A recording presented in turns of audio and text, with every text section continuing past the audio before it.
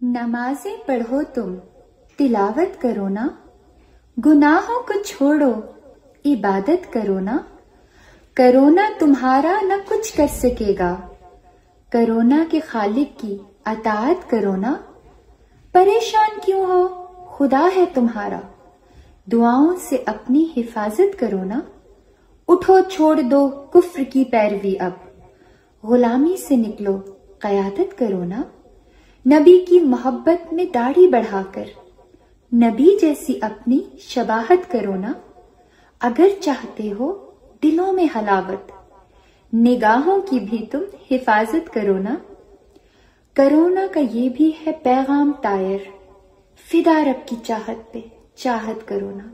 अस्सलाम वालेकुम। आज मुझे आपसे छोटी सी बात करनी है और आज की जो छोटी सी बात है वो इनडायरेक्टली कोरोना वायरस से रिलेटेड है और डायरेक्टली हमारे एटीट्यूड से रिलेटेड है।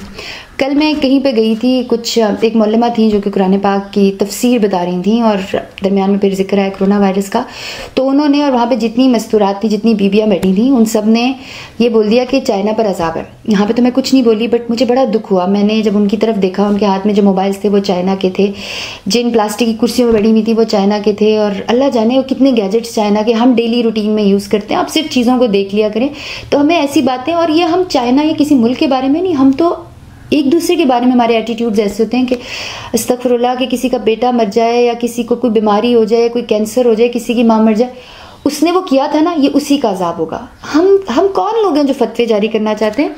मुझे बहुत दुख होता है इन बातों के ऊपर। और मैं बताऊं कि चाइना से मुझे बहुत प्यार है। I love China and I love Chinese people. हमारे अस्सलाम वालेकुम। आज मुझे आपसे छोटी सी बात करनी है और आज की छोटी सी बात जो है वो मैं एक बहुत अजमत वाली जगह से कर रही हूँ, मस्जिद नबी से कर रही हूँ, और वो ये है कि आज मेरा आखिरी दिन है।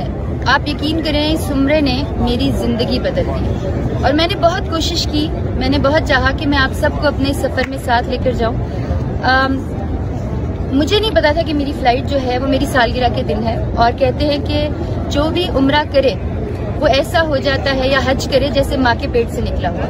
तो आप सबसे मुझे सालगिरह का गिफ्ट चाहिए, और वो ये गिफ्ट चाहिए कि दुआ करें कि मैं अपने इस डिसीजन में साबित कदम रहूं, क्योंकि बहुत अक्सर ऐसा होता रहता है कि लोग चाहते हैं, अल्लाह की तरफ निकलते हैं और थोड़ी देर बाद फिर वो वापस पलट जाते हैं। उसकी मैं रीजन आपको बताती हूँ। उसकी वजह यह है कि ग्लैमर आपको बहुत अट्रैक्ट करता है। It's very hard to leave that life, it's very hard to, ये ऐसा लगता है जैसे दो लाइफ हैं।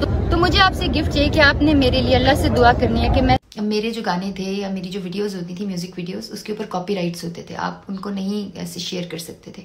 लेकिन जो भी मेरा डेटा है जो अल्लाह ताला के लिए है, जो मेरी हमद है, नात है या मेरी ज़ियारत है, कोई भी इस्लामिक बात है, उस पर कोई कॉपीराइट्स नहीं। आप उसको शेयर करें, मेरा मकसद ही, मुझे उससे कोई फ़ायदा नहीं है, कोई फाइनेंशियल प्रॉफिट नहीं है, मुझे कोई फ़ायदा नहीं है उससे। सिर्फ ये है कि एक मकसद है अल्लाह का पैगाम लोगों तक पहुँचाना, उस पर मेरी मदद कर सकते हैं तो करें, उसके रास्ते में रुकावटें ना खड़ी करें।